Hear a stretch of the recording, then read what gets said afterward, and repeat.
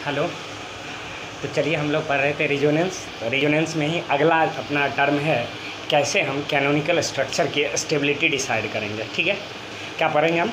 Canonical structures की stability कैसे decide करेंगे, कौन से बेसिस पे हम कैनोनिकल स्ट्रक्चर्स का स्टेबिलिटी डिसाइड करेंगे। तो ध्यान से सुनिएगा, मैं जो बोल रहा हूँ उसको सुनिएगा, लिख लीजिएगा।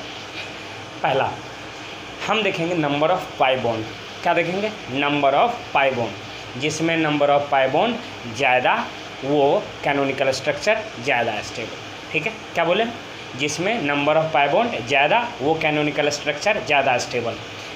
अब यदि number of pi bond same हो जाए तब क्या करेंगे? तब देखेंगे किस पे चार्ज है और किस पे नहीं है। तो जिस पे चार्ज होगा वो लेस स्टेबल होगा और जिस पे चार्ज नहीं होगा वो मोर स्टेबल। ठीक है, क्या बोले हम कि यदि number of pi bond same हो जाए दो कैनोनिकल स्ट्रक्चर में तब क्या देखेंगे? तब देखेंगे चार्ज। यदि किसी कैनोनिकल स्ट्रक्चर पे चार्ज है और एक कैनोनिकल स्ट्रक्चर पे चार्ज नहीं है, तो जिस कैनोनिकल स्ट्रक्चर पे चार्ज नहीं है वो ज़्यादा स्टेबल होगा और जिस पे चार्ज है वो कम स्टेबल होगा। ठीक है, दूसरा बात, अगर चार्ज भी दोनों पे रहे तब क्या करेंगे? यदि चार्ज दोनों पे प्रेजेंट हो तब क्या करेंगे? तब तीसरा हम देखेंगे कि चार्ज सेपरेशन, अपोजिट चार्ज का सेपरेशन कहाँ कम है। अपोजिट चार्ज का क्या मतलब? एक प्लस दूसरा माइनस। तो जहाँ अपोजिट चार्ज का सेपरेशन कम हो, तो अपोजिट चार्ज का सेपरेशन कम होगा तो क्या होगा? अट्रैक्शन ज़्यादा, और अट्रैक्शन ज़्यादा होगा तो स्टेबिलिटी क्या होगी? ज़्यादा। समझ में आ रही बात? फिर से समझ लो। पहला रूल हमने क्या बोला कि नंबर ऑफ़ पाई बॉन्ड देखेंगे। यदि number of pi bond same है तो अगला क्या देखेंगे? चार्ज देखेंगे। यदि चार्ज जिस पे नहीं है वो ज़्यादा स्टेबल होगा, जिस पे चार्ज है वो कम स्टेबल होगा। अब फिर आती बात, यदि दोनों पे चार्ज हो तब क्या करेंगे? तब देखेंगे चार्ज का सेपरेशन। जहाँ चार्ज का सेपरेशन कम होगा, कौन से चार्ज का? अपोजिट चार्ज का सेपरेशन कम होगा तो वहाँ अट्रैक्शन ज़्यादा होगा, और जहाँ अपोजिट चार्ज का सेपरेशन ज़्यादा होगा वहाँ अट्रैक्शन कम होगा और वो लेस स्टेबल होगा। तो ध्यान दीजिएगा, अपोजिट चार्ज का सेपरेशन कम तो अट्रैक्शन ज़्यादा, स्टेबिलिटी ज़्यादा। तो वो कैनोनिकल स्ट्रक्चर ज़्यादा स्टेबल होगा जहाँ चार्ज का सेपरेशन कम है। अब दोनों जगह यदि चार्ज का सेपरेशन सेम हो जाए तब क्या करेंगे? तब देखेंगे, ये रामबाण है, ये तीनों को अलावा यदि तीनों सेम हो जाए तो चौथा काम आता है। कैसे? मोर इलेक्ट्रोनिगेटिव पे negative charge, more electronegative atom पे निगेटिव चार्ज ज़्यादा स्टेबल होता है और लेस इलेक्ट्रोनिगेटिव एलिमेंट पे पॉजिटिव चार्ज ज़्यादा स्टेबल होता है। चौथा रूल बता रहे हैं कि अब यदि तीनों सेम हो जाए तो किस पे डिसाइड करेंगे कौन ज़्यादा स्टेबल है? तो उस पर डिसाइड करेंगे। यदि मोर इलेक्ट्रोनिगेटिव पे निगेटिव चार्ज दिख जाए तो वो ज़्यादा स्टेबल होगा और जहाँ लेस इलेक्ट्रोनिगेटिव पे पॉजिटिव चार्ज है वो भी स्टेबल होगा। ठीक है, दो चीज़ें दिख रही हो, एक जगह लेस इलेक्ट्रोनिगेटिव पे निगेटिव चार्ज हो, एक जगह मोर इलेक्ट्रोनिगेटिव पे निगेटिव चार्ज हो, तो कौन ज़्यादा स्टेबल होगा? मोर इलेक्ट्रोनिगेटिव पे निगेटिव चार्ज। फिर एक ऐसा भी कंडीशन हो सकता है कि एक जगह लेस इलेक्ट्रोनिगेटिव पे पॉजिटिव चार्ज है और एक जगह मोर इलेक्ट्रोनिगेटिव पे पॉजिटिव चार्ज है, तो लेस इलेक्ट्रोनिगेटिव पे पॉजिटिव चार्ज ज़्यादा स्टेबल होता है। तो ये चार रूल्स के हेल्प से हम कैनोनिकल स्ट्रक्चर का स्टेबिलिटी ऑर्डर देखेंगे। ठीक है, चलो क्वेश्चन देखते हैं। ये 3 कैनोनिकल स्ट्रक्चर है जिसमें बताना है कौन ज़्यादा स्टेबल है और कौन कम स्टेबल है, या ऑर्डर निकाल लेंगे। ठीक है, तो पहला हमने क्या बोला? Number of pi bond. तो देखो यहाँ कितना नंबर ऑफ़ पाई बॉन्ड है? एक नंबर ऑफ़ पाई बॉन्ड, 2 और 3। तो यहाँ नंबर ऑफ़ पाई बॉन्ड कितना है? 3। यहाँ कितना है? देखो 1 2। यहाँ नंबर ऑफ़ पाई बॉन्ड कितना है? 2। यहाँ कितना है? 1 और 2। अब देखो पहले रूल से ये डिसाइड हो गया कि सबसे ज़्यादा स्टेबल कौन होगा? ये वाला, पहला वाला, क्योंकि इसमें नंबर ऑफ़ पाई बॉन्ड कितना है? 3। इसमें कितना है? 2। इसमें कितना है? तो जहाँ नंबर ऑफ़ पाई बॉन्ड ज़्यादा वो ज़्यादा स्टेबल। तो कौन ज़्यादा स्टेबल होगा? पहला। एक चीज़ तो हमें पता चल गया कि पहला सबसे ज़्यादा स्टेबल होगा, पहला स्ट्रक्चर जो होगा सबसे ज़्यादा स्टेबल होगा। ठीक है, अब दूसरा और तीसरा, यदि पाई बॉन्ड सेम हो जाए तो क्या देखते हैं? चार्ज यहाँ भी है और यहाँ भी है। दूसरा रूल भी नहीं काम किया, तो तीसरा रूल क्या देखते हैं? चार्ज का सेपरेशन। कहाँ? अपोजिट चार्ज का सेपरेशन कम है। तो यहाँ देखो, ये प्लस चार्ज के एक के बाद माइनस चार्ज दिख रहा है आपको, ये वाला 2 कार्बन के बाद आपको दिख रहा है निगेटिव चार्ज। यहाँ देखो 1 2 3 4 कार्बन के बाद दिख रहा है, तो कहाँ सेपरेशन कम है? यहाँ। तो जहाँ सेपरेशन कम वहाँ अट्रैक्शन ज़्यादा और स्टेबिलिटी ज़्यादा। तो कौन ज़्यादा स्टेबल होगा? 2। उसके बाद कौन सा लिखेंगे आप? 2 और उसके बाद क्या लिखेंगे? 3। ठीक है, तो ये बन गया आपका क्वेश्चन। अब इसमें देखो, फिर देखेंगे पाई बॉन्ड। देखो pi bond 1 2 3 3 pi bond, 1 2 3 3 pi bond, 1 2 3 3 pi bond. क्या नहीं है? गुड। तो पहले रूल से तो डिसाइड नहीं हुआ। फिर देखेंगे चार्ज। तो चार्ज की बात आएगी तो इस पे और इस पे चार्ज है, इस पे नहीं है। इसका मतलब ये हुआ कि ये क्या है? सबसे ज़्यादा स्टेबल। पहले रूल क्या कहता था कि नंबर ऑफ पाई बॉन्ड जिसमें ज़्यादा होगा वो ज़्यादा स्टेबल होगा। तो भाई नंबर ऑफ पाई बॉन्ड तो इन तीनों में सेम है, तो इस रूल से तो डिसाइड नहीं हुआ।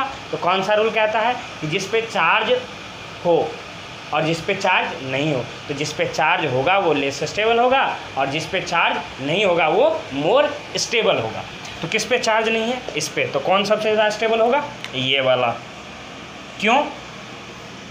क्योंकि यहाँ कोई चार्ज नहीं है, नो चार्ज। ठीक है, कोई दिक्कत? तो इसका आंसर क्या हो गया? ये। चलो इसको देखते हैं।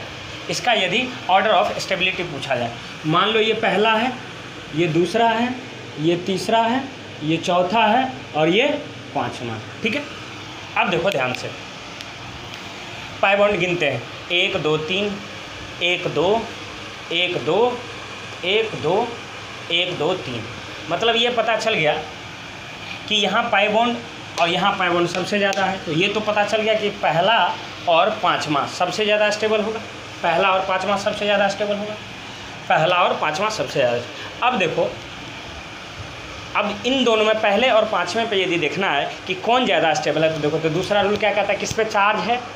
तो इन दोनों में किसी पे नहीं चार्ज है, तो इसमें भी सेम हो गया। नहीं हुआ? दोनों में किसी पे चार्ज है नहीं है, तो चार्ज सेपरेशन वाला भी रूल नहीं लगेगा।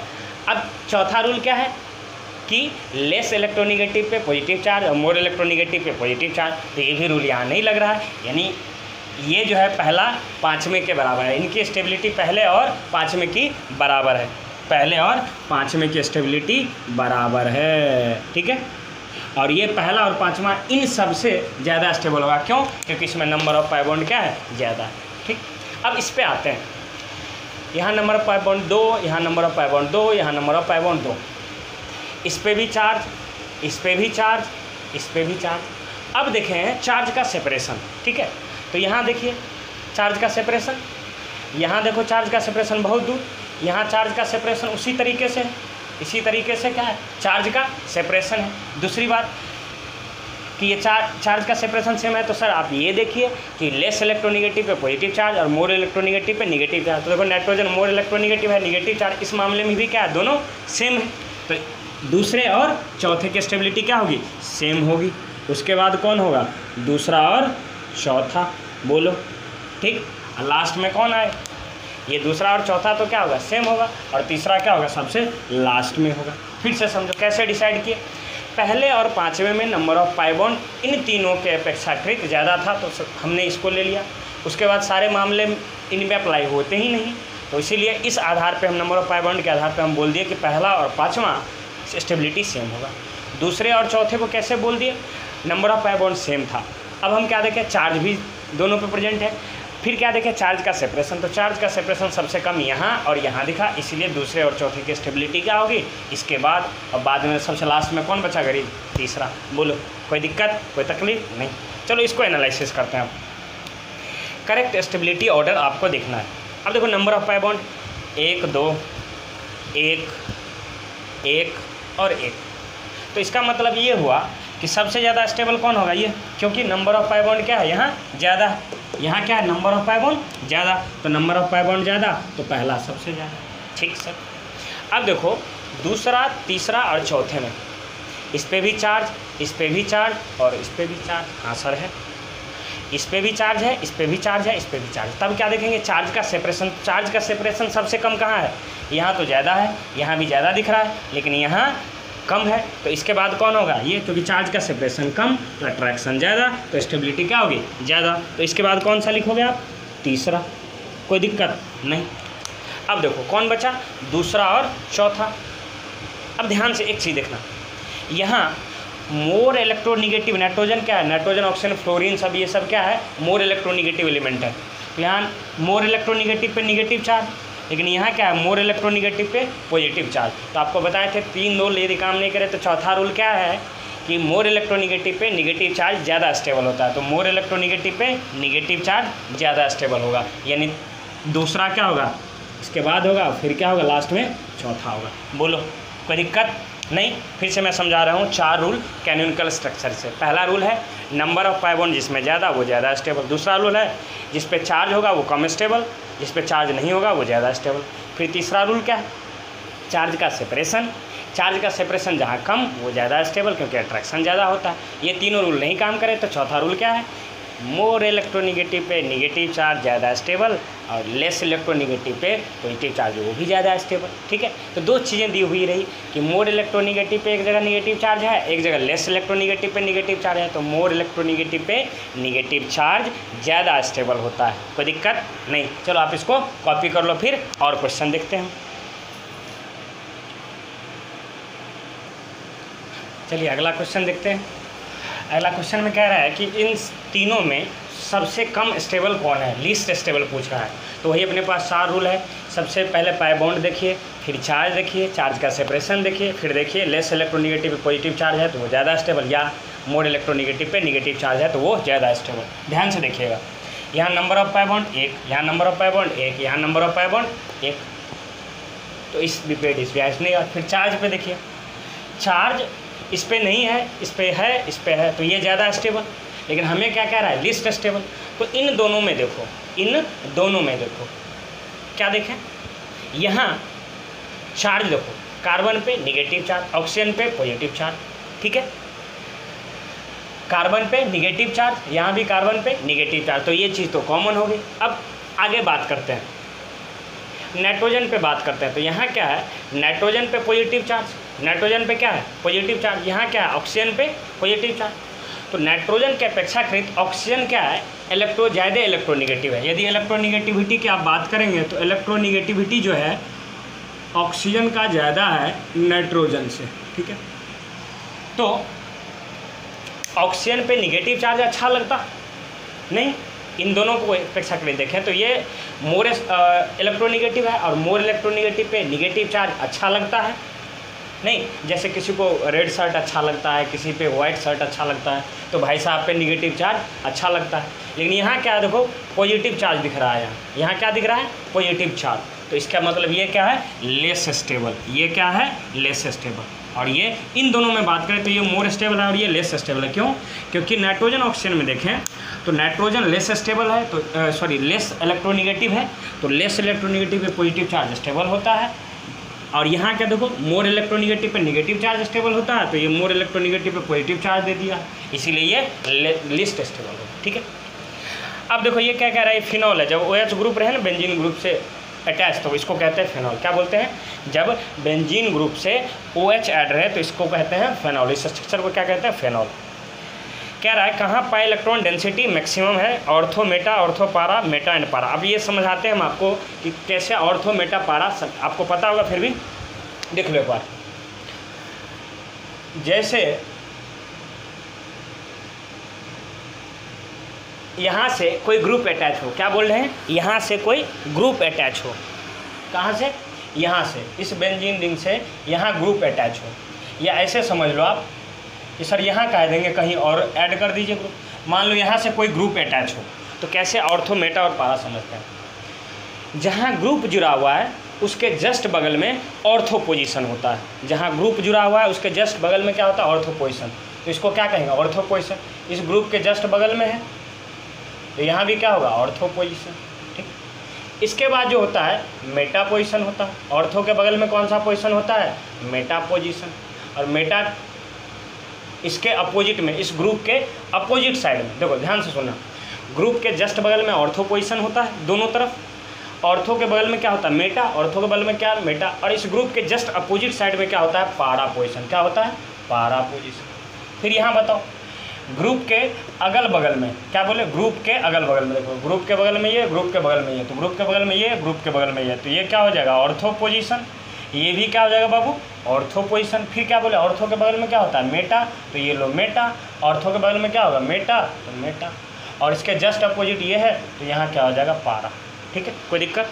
ग्रुप के जस्ट बगल में ऑर्थो, ऑर्थो के बगल में मेटा होता है, और उस ग्रुप के जस्ट अपोजिट साइड में क्या होता है, पैरा। ठीक है, तो 2 ऑर्थो पोजीशन, 2 मेटा पोजीशन और 1 पारा पोजीशन। ठीक है, 2 ऑर्थो, 2 मेटा और 1 पैरा। ठीक है, बढ़िया, समझ गए।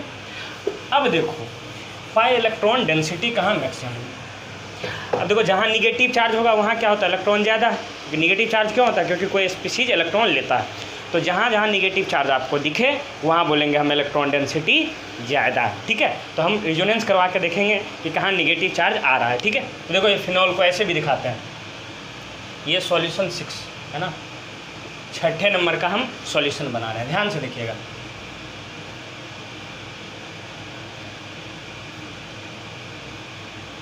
क्या जुड़ा है, OH ग्रुप। अब ध्यान से देखिएगा, ऑक्सीजन पे लोन पेयर होता है 2। कैसे, ऑक्सीजन के वैलेंस शेल में 6 इलेक्ट्रॉन, ऑक्सीजन के वैलेंस शेल में क्या 6 इलेक्ट्रॉन, 2 बॉन्ड बनाया, एक इस रिंग के साथ, एक हाइड्रोजन के साथ। तो 2 इलेक्ट्रॉन खर्च हो गया, बचा कितना, 4। 4 में कितना पेयर, 2। अब देखो क्या ये लोन पेयर इस पाई बॉन्ड के साथ कंजुगेशन में है, हाँ है। तो करवा दो रिजोनेंस, ये लो रिजोनेंस, करवा दिए, बोलो। और ये क्या होगा, आगे चला जाएगा, तो यहाँ क्या आ जाएगा, निगेटिव चार्ज। तो देखो क्या दिखेगा आपको, ये क्या आ जाएगा, यहाँ निगेटिव चार्ज, यहाँ क्या आ जाएगा, डबल बॉन्ड, ऑक्सीजन पे प्लस चार्ज आ जाएगा क्योंकि ये डोनेट किया है। अब देखो यहाँ डबल बॉन्ड, यहाँ क्या डबल बॉन्ड, फिर से कंजुगेशन में है, मैं बोलूँगा है।